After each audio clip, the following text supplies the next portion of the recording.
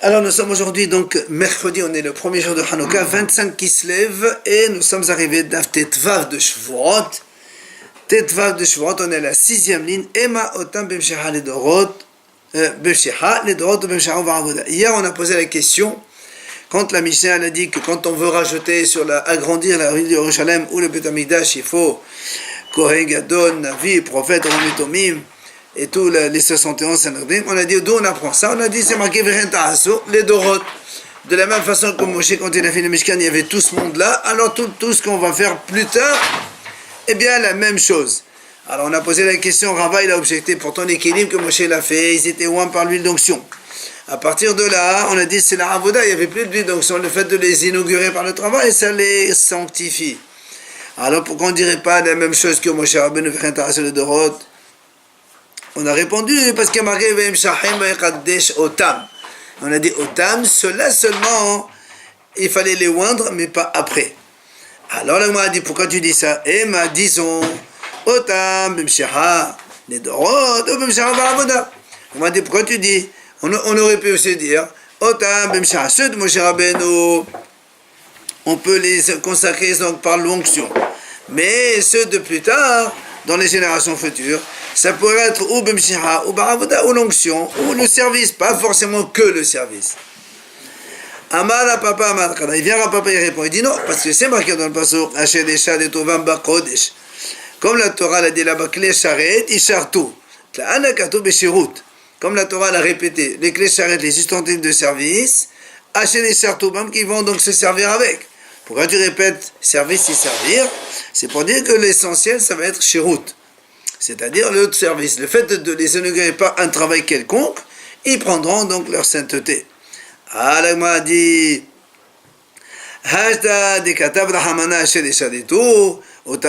si tu me dis maintenant c'est grâce à Homo et Chartou qu'on a répété que c'est le service qui les inaugure, alors pourquoi on a besoin de les restreindre par le mot Otam? Ça sert à rien.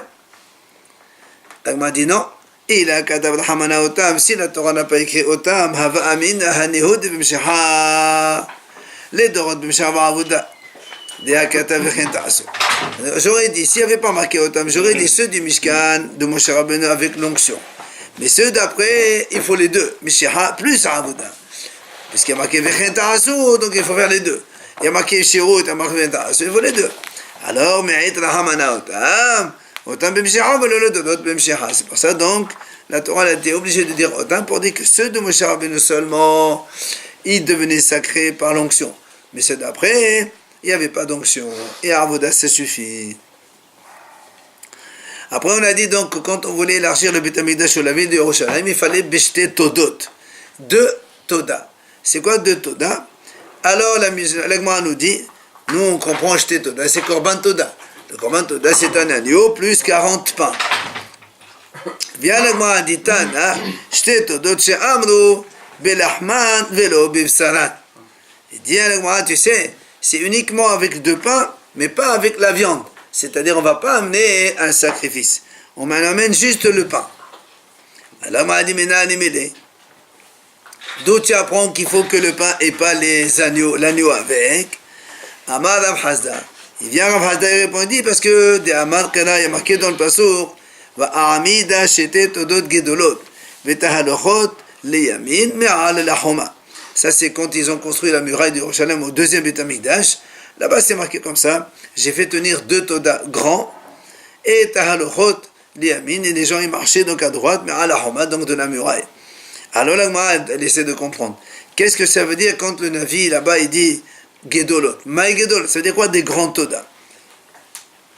Et l'imam, min Gadol, mamash, nima parim. Si tu me dis Gedol, c'est dans le sens où les agneaux, c'est des grands, c'est-à-dire, enfin, les animaux, ça va être des grands, c'est des bovins. Hein. Alors, tu n'as qu'à dire nima parim. Tu n'as qu'à dire parim, tout simplement, des bœufs, et c'est tout. Et là, Gdolot beminan. Tu m'as dit non, Gdolot dans leur espèce. C'est-à-dire l'animal doit être gros. Dans l'espèce qu'il est. Un gros agneau ou un gros bœuf. Alors il dit, est-ce que la Torah donne d'importance à la grosseur de la chose? Et à Tania, pourtant la Breta l'enseigne. בעולת העוף אישה ריח ניחוח, במנחה אישה ריח ניחוח. מלמד שאחד המבה ואחד הממעיט, ובלבד שיכוון את לבו לאביו ושב בשמיים. Donc elle montre dans la Braïta que, aussi bien quand on amène un korban ola animal, ou un korban ola volaille, ou même une korban ola donc sous forme de semoule, dans tous les cas la Torah a donné les mêmes qualificatifs. Un korban donc dont l'odeur est agréable devant Hachem. Tu vois bien donc, c'est pas l'essentiel la quantité. L'essentiel c'est que tu fais les choses donc pour le nom d'Hachem et de Barach. Donc là aussi, dans le Korban Toda, on ne va pas dire qu'il faut apporter un gros animal. Alors la question, pourquoi on marque Gedolot? C'est quoi ce Gedolot? Grand Toda, c'est quoi grand? Et là, Gedola Sheba Toda. Il dit en fait, ce qu'on veut te dire là, c'est le grand qu'il y a dans le Korban Toda. Comme on a éliminé l'animal, qu'est-ce qui nous reste? Les pains. Au Maïne ou pas, qu'on appelle grand, Hametz. Il y a on a déjà expliqué souvent que le Korban Toda, en dehors de l'animal, l'agneau donc, il y a aussi 40 pains. Comment on fait les 40 pains? On fait 30 matzah et 10 hametz. 10 hametz, du pain comme aujourd'hui. Et les 30 pains, c'est matzah. Seulement, les 10 hametz et les 30 matzah, ils ont le même, c'est-à-dire que quand on prend la farine, on la divise en deux parties. Une partie on l'utilise pour faire 10 pains, et une partie on l'utilise pour faire 30 matzot. Donc les matzot, chaque matzah en fait, c'est le tiers d'un pain. C'est normal. Donc 3 matzot, ça vaut un pain. Quand ici, la Gemara dit Todot Gedolot, grand Toda, c'est pour te dire, ne prends pas le lait à matzah, prends le pain qui est 3 fois plus grand que la matzah. C'est ça qu'il veut dire. De là, on apprend que c'est le pain qu'il faut prendre seulement. Donc il faut prendre en fait 2 pains de la valeur donc de 6 matzot de Korban Toda. Comme la Mishnah enseigne, la Mishnah dit comme ça, Ha-Toda, le Korban Toda, donc quand on prend la farine, c'est que le volume de 5 CA de la volume de Yerushalem, que Shehen Shesh Midbariot, et les 5 de Yerushalem valent 6 du désert. Parce qu'il y a une rectification donc au niveau des mesures. Shehen Shete Ephod, que ça vaut 2 Epha. Et la Epha Shalosh Sein, Asrim Esaron. Alors il y a en tout 20 Esaron, donc c'est cette valeur-là. Asara le Hametz, Asara le Matzah. Comme on a dit, il y a 10 pour le Hametz et 10 pour le Matzah. Comme tu dirais 10 kilos pour le Hametz et 10 kilos pour le Matzah. Mais comme dans la Matzah, là-bas, au Matzah Shlosha Minin, il y a 3 types de matzah. Alors, halot, rekikin, odvocha, en fonction tu mets de l'huile ou pas, ou fin ou pas fin. Eh bien, donc de là on arrive à ce qu'on a dit que un pain de hametz, ça équivaut en volume à 3 pains de matzah. C'est pour ça que quand on dit ici, il faut 2 todot gedolot, en fait il faut 2 pains hametz du Korban Toda. Donc ça c'est pour agrandir la ville de Yerushalem si on veut. Maintenant, Amar Rami bar Hama. Ena Azara mitqaddeshet ella b'shiarei minha. Il vient lui, il dit, Rami bar Hama, que pour maintenant sanctifier la Hazara, la cour du Beth Amikdash, c'est pas la même chose qu'on a dit tout à l'heure. Il faut pas les 2 grands toda. Il faut shiarei minha. C'est-à-dire, il faut prendre un korban minha normal.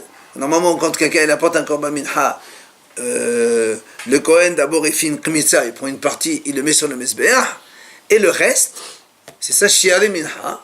Le reste, c'est les Kohanim qui vont le manger. Alors lui il dit, la Hazara quand on va la sanctifier, il faut faire donc ce korban minha et prendre le reste donc de cette minha là. Alors il m'a dit, Maïtama, pourquoi tu dis ça?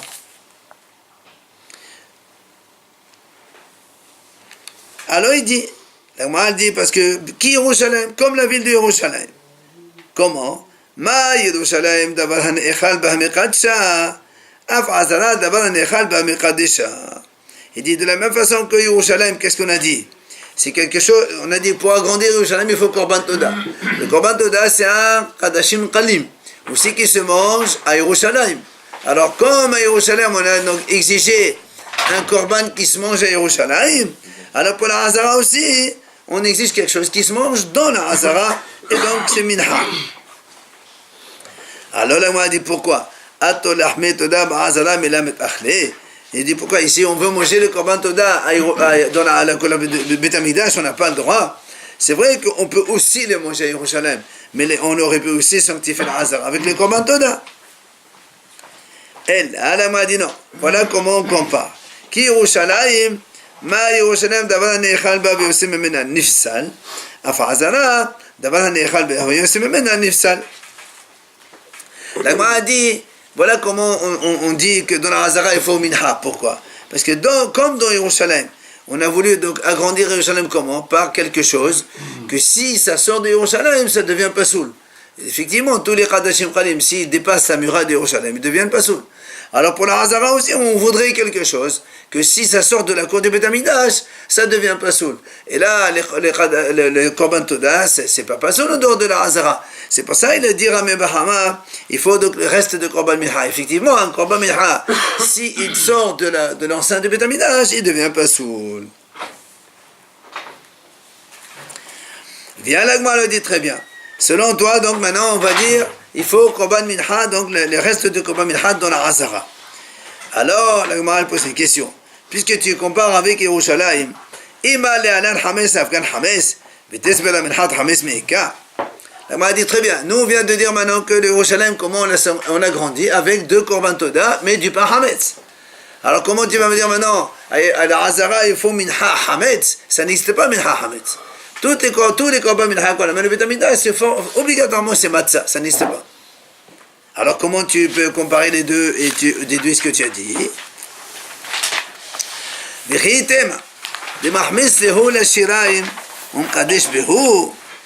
Maintenant tu peux me dire pourquoi pas. On n'a qu'à faire le Korban Minha comme on amène, donc la semoule que on amène au Beth Amikdash. On fait la Kmitza, on amène sur le Mesber. Et après, on ne mange pas tout de suite la minha qui reste. On va la laisser gonfler. Comme ça devient hametz. Alors il dit non, ça ne marche pas. Pourquoi? La Torah a dit non, tu n'as pas le droit de le faire cuire hametz. Même la partie qui reste de minha. D'accord? Donc tu vois bien, il y a un problème. Comment on peut faire le Korban Minha Hametz, c'est impossible. Alors la Gemara a dit pourquoi tu dis c'est impossible?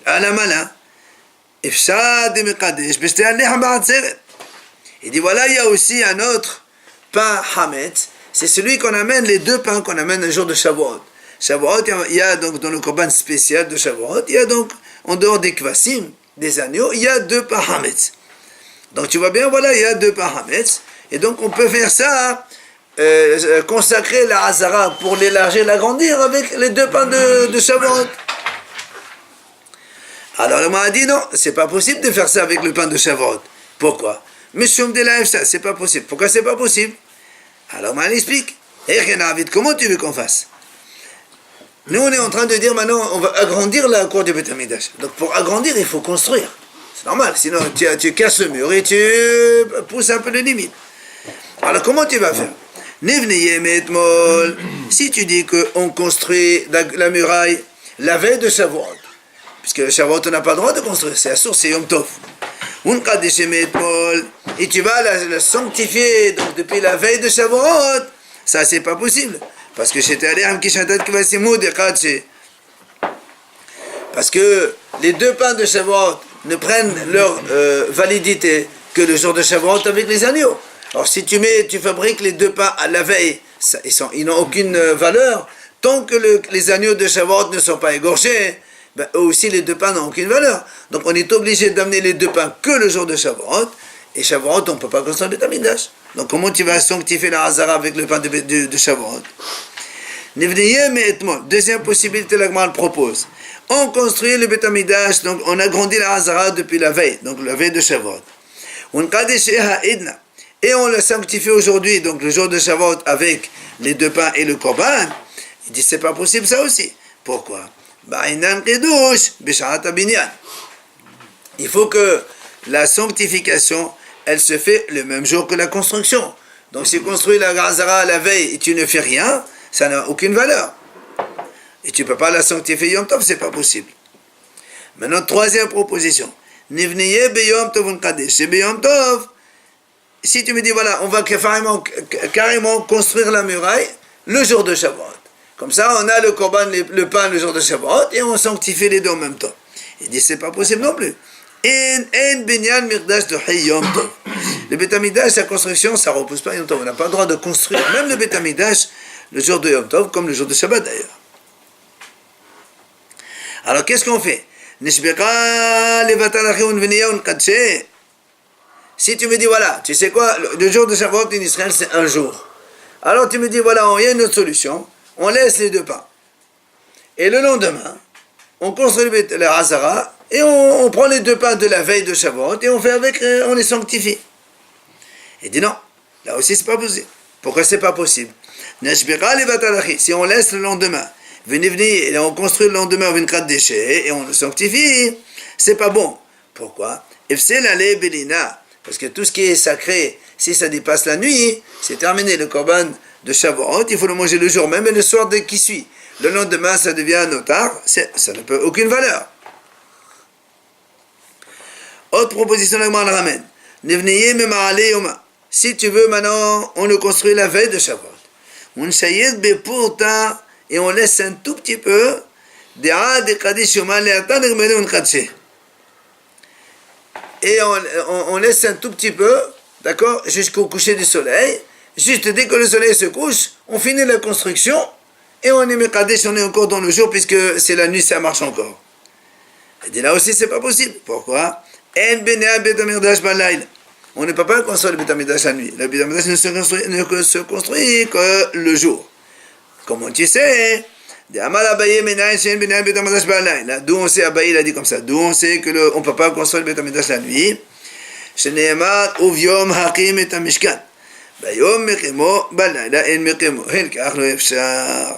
Donc il dit, tu vois bien qu'ici on ne peut pas construire le Beit HaMikdash la nuit, donc il n'y a aucune possibilité d'amener du pain Hametz de Shavuot, donc pour agrandir la cour d'Yerushalayim. Et donc en conclusion, la Hazara, on ne peut pas l'agrandir avec du Hametz. C'est uniquement avec la matzah de la minha qui reste, comme il a dit au début, Rami Barhama. Donc c'est pas grave, on ne peut pas comparer ça quand on agrandit ouais, le soleil. Voilà. Oufshir, on a dit aussi que quand on va agrandir la ville de Yerushalayim ou le Beit HaMikdash, la Hazara, il faut aussi des chants. C'est quoi les chants? Tano Rabbanan. Shir Shel Toda, donc on chante les chants de Toda. C'est quoi? C'est Birchin Norot, ou Vinvalim, ou Tzetzalim. Donc on amène des harpes, des choses, des instruments musicaux. Al-Kol Pina Ofina, sur chaque coin. Al-Kol Even Gedolah Sheb Yerushalayim, sur chaque pierre de Yerushalayim. Et qu'est-ce qu'on dit dans les chants? Alors il dit, Veomer, Adam Emcha Adonai Kedilitani. Tu vois, donc ça c'est le mizmor de Hanouka. Le Gomer. Après, il y a aussi Shir Shel Pegaim, le chant des Pegaim. La Gemara va expliquer ce que c'est.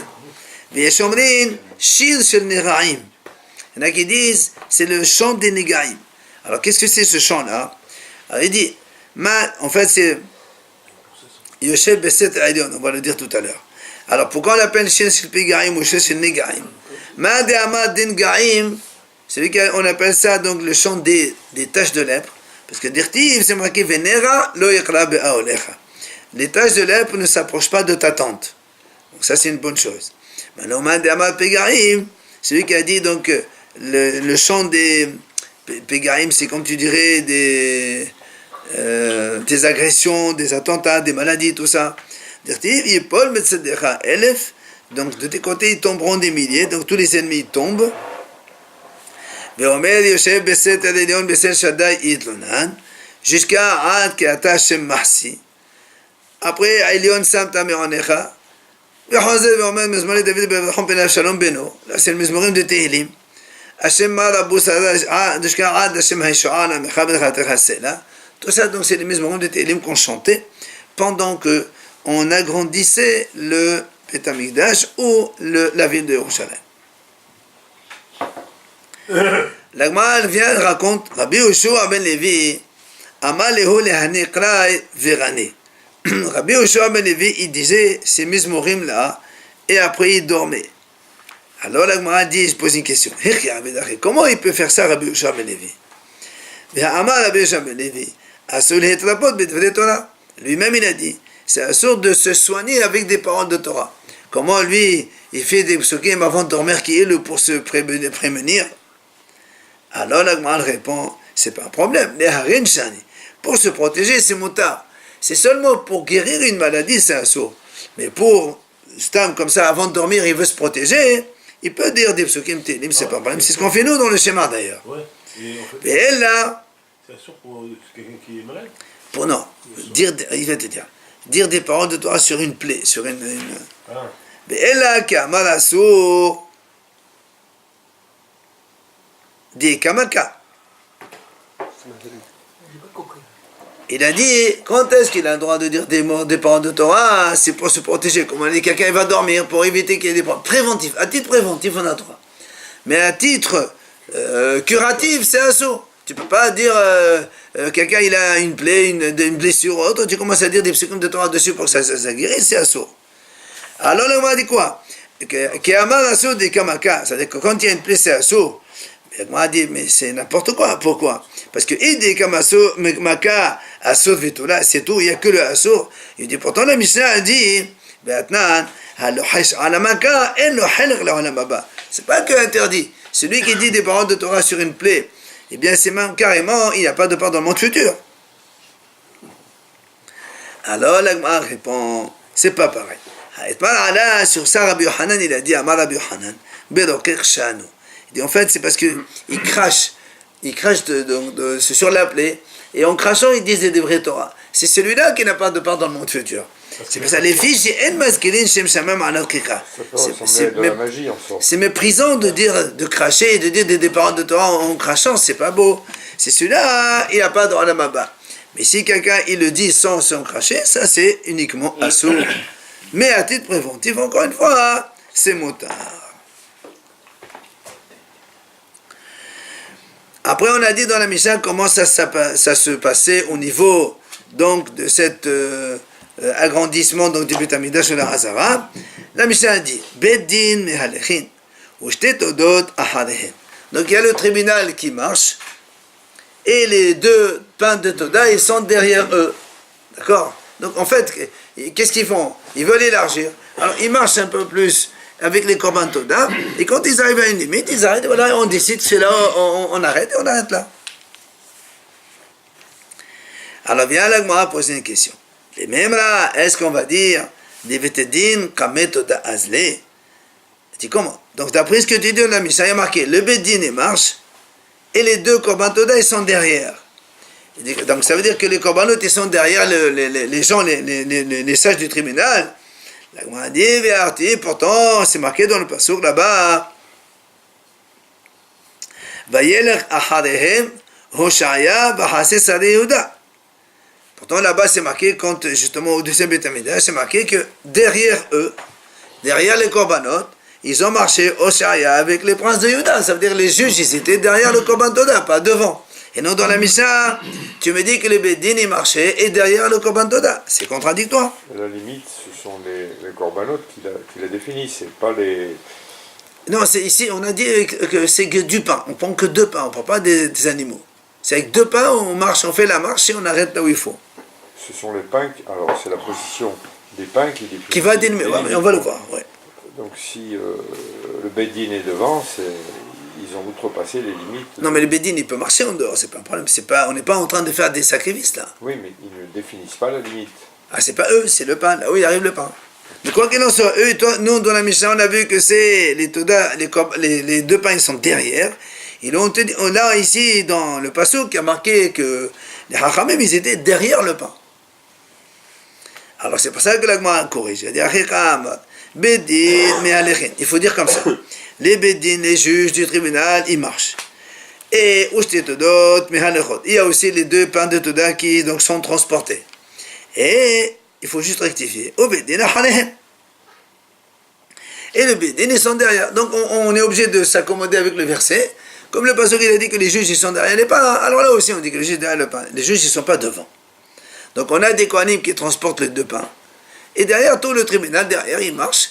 Et après on va fixer les limites. Il y a bien un mur qui est déjà existant. Mais on l'a cassé. Parce qu'on va, bah oui, puisqu'on va agrandir. Ou bien avant même de le casser, on agrandit. Après on casse et on refait la limite après. Ça c'est pas un problème. Ketzad me'alchot. La Gemara demande comment on marchait. Il y a deux korban toda. Comment on fait? Alors il y a deux avis. Rabbi Yahya et Rabbi Shimon et Rabbi Had Amar Zo Kenerazo Had Amar Zo Ahaz. Il y a Rabbi Yahya et Rabbi Shimon. Les deux enfants, ils sont les deux enfants de Rabbi. Un il dit, les deux pains ils marchaient un à côté de l'autre. Et l'autre il dit non, il y a un pain qui marche devant l'autre. Alors quelle est la raison de chacun? Ou quelle est la conséquence? Du Kohanim. Alors, donc un il a dit donc une à côté de l'autre. Ça veut dire que imaginons que la muraille est là. Donc on avance. Soit on a deux pains un à côté de l'autre, soit on a deux pains un en face. Alors, l'Agma a dit Ma de amazo kenerezo.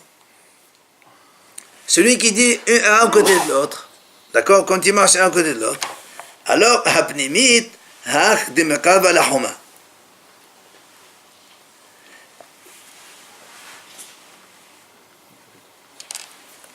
Quand il marche, imaginons qu'il y a la muraille.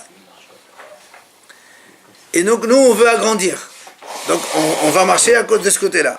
Il y a deux. Alors c'est celle qui est intérieure, c'est celle qui est proche du mur. C'est celle qui est intérieure. On va expliquer pourquoi on a besoin de dire intérieur-extérieur. Maintenant, maintenant celui qui dit une devant l'autre, comme on a le bedin derrière, l'intérieur c'est celle-là qui est devant le bedin. D'accord? C'est logique. Tu as le bedin qui marche. Et tu as deux pains. Soit les deux pains ils sont comme ça, soit ils sont comme ça. Le mur il est là obligatoirement parce qu'on veut agrandir. D'accord? Donc celui qui dit ils sont comme ça, les deux à côté. Donc le pain intérieur il est côté muraille et l'extérieur c'est la nouvelle muraille. Et celui qui dit comme ça, le pain intérieur c'est celui qui est devant les juges et l'extérieur c'est celui qui est plus loin. Alors pourquoi on a besoin de savoir ça? Non, on a dit parce qu'il y a marqué comme ça. Dans la Mishnah on a vu le pain intérieur on va le manger et le pain extérieur on va le brûler. C'est pour ça qu'il est important pour nous de savoir qui est l'intérieur, qui est l'extérieur. Maintenant la Gemara va poser une question. Alors celui qui a dit que les pains sont situés un devant l'autre, oui,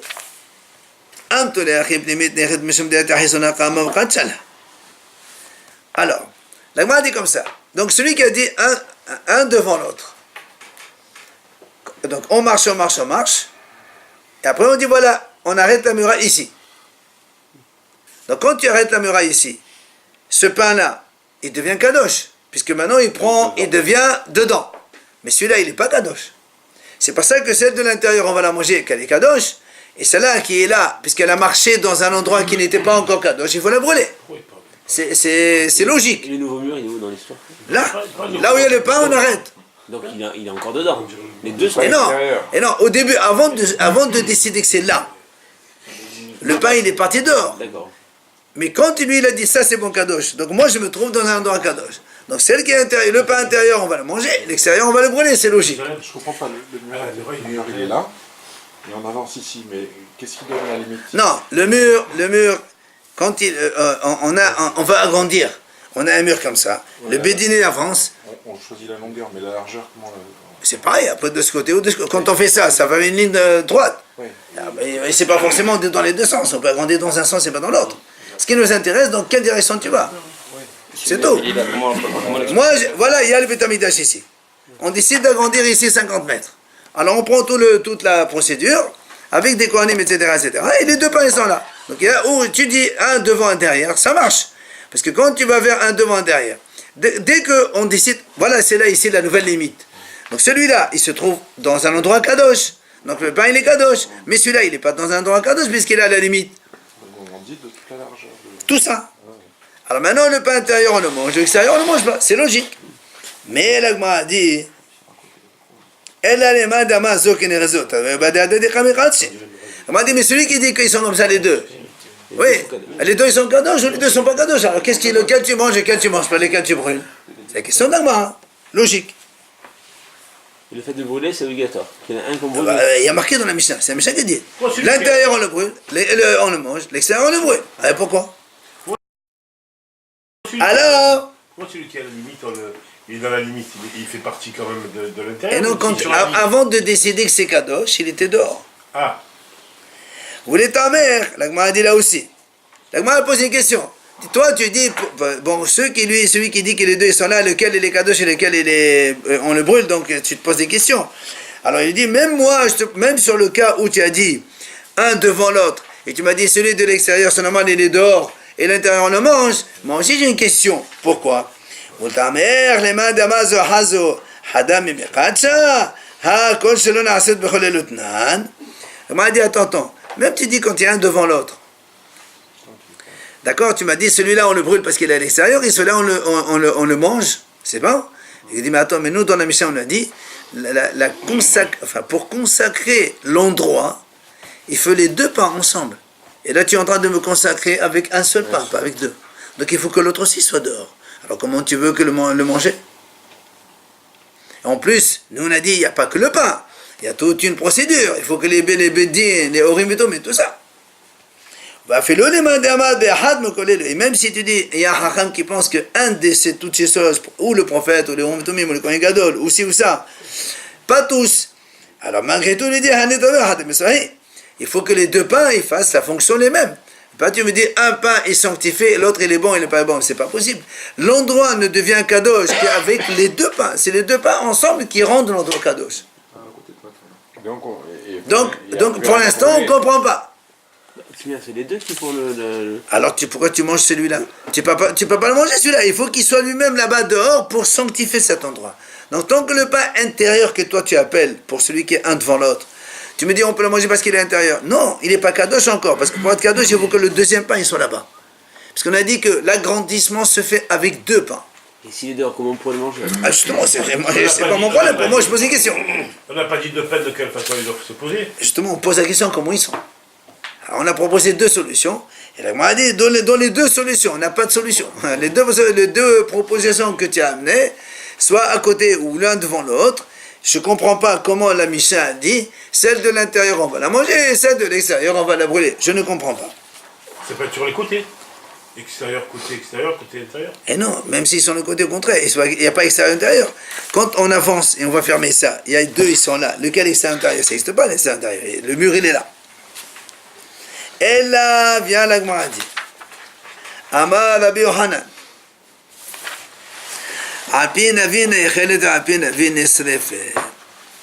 il dit, tu as raison, il n'y a aucune possibilité d'argumenter, mais là-bas il dit, quand on a construit le deuxième Beth Amikdash, il y avait trois prophètes là-bas, Haggai, Zecharia, Malachi. C'est les trois qui ont dit, voilà, ça là il faut la manger, ça là il faut la brûler. Mais il n'y a pas de raison, on ne comprend pas. Qui c'est Les trois derniers prophètes. Au Beth Amikdash, au deuxième Beth Amikdash, il y avait les trois derniers prophètes qui s'appelaient Haggai, Zecharia, Malachi. Et s'ils ne sont pas d'accord les trois ensemble? Ah ben ils étaient d'accord. Quand c'est un prophète, c'est pas un avis halachique là. Non, je posais une question bête. Allez, on y va. Ils sont trois. Alors, allez, on y va, messieurs. Rapide, s'il vous plaît. Donc, on a dit, si ça n'a pas été fait avec tout cela, la Mishnah a dit, ça ne marche pas. Donc, pour se consacrer, soit la Hazara, soit la ville de Yerushalayim, il faut tout ça. Itma. Ravona Amar, Bechol El. Ravona a dit, il faut donc tout ça. Le Kohen Gadol, le prophète, le roi, Orim Vitomim, les 65 Gradin, tous les Toda, tout ça. C'est la Mishnah qu'on a dit, c'est Bechol El. Rav Nachman Amar, Be'ahat Mokol El. Rav Nachman dit, non, il ne faut pas tout ça. L'un de tout cela, ça suffit. Ou le Kohen Gadol, ou le roi, ou le prophète, ou les pains, ça suffit. Ravuna Amar, il explique la raison de chacun. Ravuna Amar, Bechol El. La Mishnah a dit, Bechol, il faut tout. Pourquoi tout? Parce que Kassav, il pense Ravuna. Kedusha Leshona, Ketchal Shata ou Ketchal Atet Lavo. La sainteté du premier Beth Amikdash, elle persiste tout le temps. Et alors, si elle est kadosh, ve'ezra zecher be'amahu de'avad. Lui, Ravonel a dit, il faut tout ça. Pourquoi il faut tout ça? En vérité, on n'a même pas besoin de tout ça. Parce que la sainteté de Beth Amikdash, elle existe depuis avant, le premier. Par exemple, quand il est venu, il a refait le même plan. Le même plan, il n'a pas agrandi ni rien du tout. Mais symboliquement, il a voulu sanctifier l'ancien Beth Amikdash. Mais en fait, il n'a rien rajouté, puisque la sainteté du premier, elle existe encore. Donc en fait, il n'a rien fait de plus. D'accord? C'est pour ça qu'il a dit, il faut tout. Mais Rav Nachman, Amad Be'ahad Mokolé Lutnan. Rav Nachman dit non, il suffit d'une de ces choses-là, ça suffit pour consacrer soit la Hazara, soit la ville de Yerushalayim. Pourquoi? Parce que lui, il pense qu'à savoir, donc la Kedusha du premier Beth Amikdash, quand il a été détruit, elle est partie. Maintenant, il n'y a plus de sainteté. Donc, Ve'ezra Kedusha Kadish. Et Ezra, il est venu, il a donc sanctifié le Beth Amikdash, forcément, puisqu'il n'y a plus de sainteté maintenant. Or, nous savons, et nous savons quand dans le deuxième Beth Amikdash, par rapport au premier, il manquait 5 choses. Il manquait le feu du ciel, il manquait la Shekhinah, il manquait l'arche sainte, il manquait le pectoral. Et donc nous on a dit une des choses essentielles, c'est le pectoral. Donc tu vois bien qu'Ezra, quand il a consacré, sans le pectoral. Donc il n'a pas utilisé tous les éléments qu'on a cités dans la Mishnah. Donc forcément, ce n'est pas tous les éléments qui sont indispensables. 1 ou 2 ou 3, ça suffit. Et comme il y avait quelques autres, mais pas le Urim Tomim, alors lui il a sanctifié. D'où l'avis de Rav Nachman qui a dit, un seul suffit, on n'a pas besoin de tout cela. D'accord? On verra la suite de ma. Comment il n'y avait pas la Shekhinah